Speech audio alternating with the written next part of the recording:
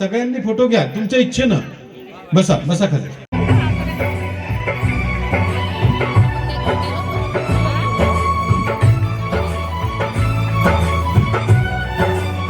ये पृथ्वी है तब तक तेरा नाम है,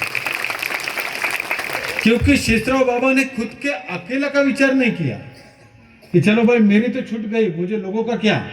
उन्होंने लोगों का विचार किया कि मेरे जैसा आदमी, एक पढ़े लिखा आदमी जब अगर खत्म हो सकता है तो दारू से कितने लोग बर्बाद हो रहे हैं.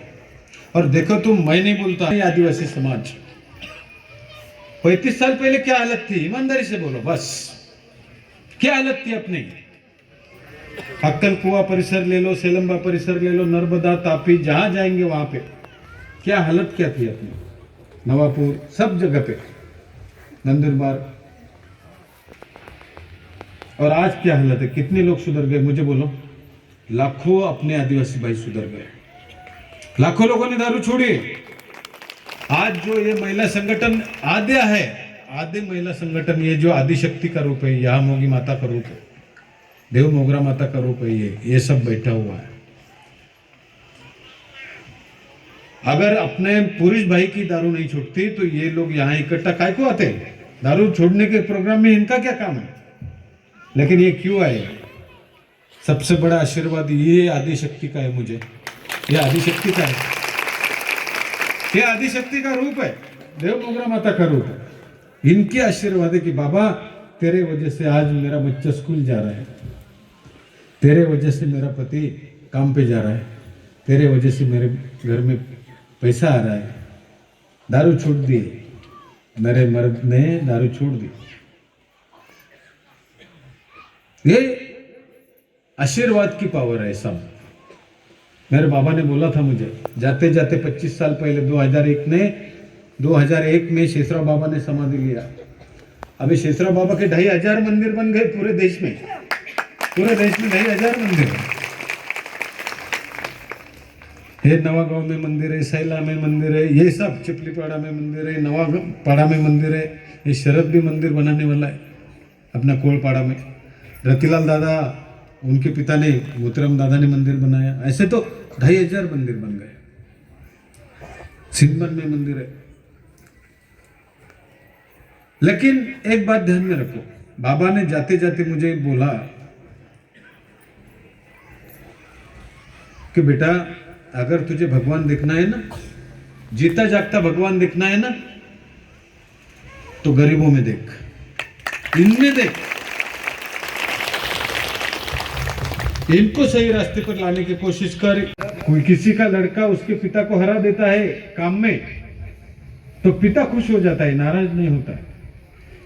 तो हमारे समाज में जिधर जाओ उधर बाबा का नाम है. अभी ये लाल कंठी वाला लोग आपको कहीं भी मिलेगा, कहीं भी मिलेगा. और ये बात सच है कि आज भी बाबा की शक्ति है, भगवान की शक्ति है, हर जगह पे है. जो मंत्र मैं देता हूं दारू छोड़ने के लिए, उस मंत्र में भी शक्ति है. और शक्ति हर मंत्र में है. हर एक भगवान का एक एक मंत्र है. ओम नमः शिवाय मंत्र है, गायत्री माता का मंत्र है, मृत्युंजय मंत्र है, गणपति महाराज का मंत्र है, यामोगी माता का मंत्र है. हर संत का एक एक मंत्र होता है, मंत्र में शक्ति होती है. ये जो मैं दारू छोड़ने, घोरो छोड़ने को मंत्र देता हूं, हर प्रोग्राम में सैकड़ों हजारों प्रोग्राम किए मैंने, तो दूंगा मैं मंत्र दूंगा. हजारों प्रोग्राम किए मैंने, सैकड़ों प्रोग्राम किए. राज्य गवर्नमेंट ने, सीएम साहब ने मुझे 5 पुरस्कार दिए ये कार्य के लिए, 5 पुरस्कार दिए. तुम्हारी सेवा के लिए आदिवासी विभाग ने आदिवासी सेवक पुरस्कार मुझे दिया. आदिवासी सेवक खुद गवर्नमेंट ने चूज किया, मैंने मांगा भी नहीं. गवर्नमेंट ने दिया कि तुम्हारा काम तो पुरस्कार से भी बहुत ऊपर है.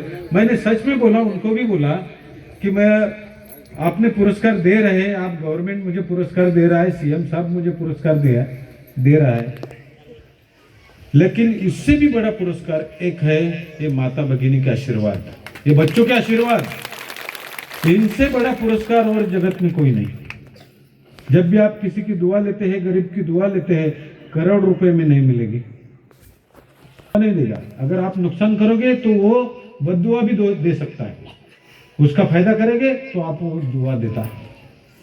और ये दुआओं के लिए, ये आशीर्वादों के लिए भगवान ने धरती पे जन्म लिया। इतनी पावर है इसमें। भगवान कृष्ण ने जन्म लिया, भगवान राम ने जन्म लिया इस धरती पर। नहीं तो इनको, भगवानों को धरती पर आने की क्या जरूरत थी? हम मरने के बाद कहाँ जाने, वही बोलते हैं ना लोग, वैकुंठवासी, स्वर्गवासी, कैलाशवासी, यही बोलते हैं ना। तो वैकुंठ से भगवान को, यहाँ पर भगवान कृष्ण को आने की, भगवान राम को आने की क्या जरूरत? तुम्हारे आशीर्वाद के लिए, समाज में शांति कायम करने के लिए, न्याय कायम करने के लिए, ये माता भगिनी के आशीर्वाद लेने के लिए। एक स्त्री का अपमान हुआ, भगवान कृष्ण ने, भगवान कृष्ण ने धर्म की स्थापना की, गलत लोगों को हटा दिया। जन्म जयंती 16 आज त्यांच्या निमित्तानं, उनके माध्यम से भगवान ने हमारे लिए अवतार लिया। नहीं तो गरीबों की आज कौन चिंता करता है? कौन गरीबों की चिंता करता है? गरीब मरे क्या, जिए क्या, किसी को कुछ लेना देना नहीं है। लेकिन ये बाबा ने चिंता किया। 35 साल पहले ये व्यसन मिला। भोलेनाथ जी ने शेषराव बाबा को वरदान दिया कि शेषराव, तेरे हाथ से गरीबों का कल्याण होगा, पब्लिक का कल्याण होगा। मैं तुझे, जा, मरते मरते, शेषराव महाराज तो फांसी लेने वाले थे जंगल में, शिरपुर बुल्ढाना। ये दारू में 15 साल तक बॉर्डर पे नौकरी किया, मिलिट्री में थे, आर्मी में थे, 35 साल पहले की बात है। लेकिन ये दारू के वजह से, होरों के वजह से सब बर्बाद हो गए, रास्ते पे आ गए। बाबा को ऐसे 2 लड़की, 2 लड़के, 4 बच्चे, सब परिवार रोड पे आ गया। ऊपर, घर के ऊपर का छत भी नहीं रखा, वो भी बेच डाला। और आखिर में जीवन को कंटाल के जंगल में चले गए, फांस लेने के लिए, मरने के लिए, आत्महत्या करने के लिए। आत्महत्या करना सबसे बड़ा जुर्म है भगवान के नजर में, क्योंकि उसने जिंदगी एक बार दिया, 84 लाख जन्म लेने के बाद आपको उसकी कीमत नहीं है। ऐसा उसका एक तरफ से आत्महत्या, सुसाइड करना भगवान का अपमान है। ऐसा समझो मैंने 500 की नोट किसी के हाथ में दे दी और उसने मेरे सामने फाड़ डाली, ऐसा है। जिंदगी तो अनमोल है, सिर्फ 500 की बात नहीं है, वो अनमोल है, उसकी कीमत नहीं लगाई जा सकती। लेकिन बाबा गए आत्महत्या करने को, जिंदगी खत्म करने को। 2 किलोमीटर जंगल में शिव का मंदिर है हमारे शिरपुर गांव में, आज भी इतना पावर है उसमें। कई लोगों ने वहां पे, कई लोगों ने तपस्या की, सन्यासियों ने तपस्या की वहां पे, कितने लोगों ने तप किया वहां पे। और वहां पे शेषराव महाराज गए थे जीवन खत्म करने को, पेड़ को ऐसी रस्सी टांग दी फांसी लेने के लिए। तभी भगवान शिव जी ने बाबा को दर्शन दिया, वरदान दिया कि बोल बालक, तुझे क्या चाहिए? मरना नहीं है, क्योंकि तेरे बहुत सारे जन्म के पुण्य हैं, इस जन्म का तेरा कुछ नहीं है। इस जन्म में तूने कुछ ऐसा खास किया नहीं, लेकिन तेरे बहुत सारे जन्म के पुण्य हैं। उस जन्म का पुण्य का सब एकत्रित फल आज तुझे मिलने वाला है। तो बोल, तेरी क्या इच्छा है? अब तुम सुनो जरा, बाबा के जगह पे अगर हम में से कोई भी होता तो हम क्या मांगते? जब घर पे छत नहीं है, खाने को अनाज नहीं, घर में रोटी नहीं खाने को, पैसा नहीं है, उस समय हम खुद के लिए मांगते कि लोगों के लिए मांगते? सच बताओ, 99% हम अपने लिए मांगते कि बाबा मुझे पैसा दे, बंगला दे, गाड़ी दे, धन दौलत दे, कुछ तो भी दे, लेकिन मेरे लिए दे। बराबर है। लेकिन बाबा ने उस हालत में भी क्या मांगा? पब्लिक के लिए मांगा कि हे भगवान, हे परमात्मा, अगर देना ही है तो मुझे एक वरदान दो कि जिस वजह से मेरे जैसा एक पढ़ा लिखा आदमी, बाबा उस समय के इंजीनियर थे, फुल ग्रेजुएट, 1952 की बात है, फुल ग्रेजुएट, बीएससी इलेक्ट्रॉनिक तक बाबा का पढ़ाई हुआ था, इलेक्ट्रॉनिक इंजीनियर थे। उस समय बड़ी मुश्किल से 10वीं पास कोई तो भी हेडमास्टर मिल जाता था।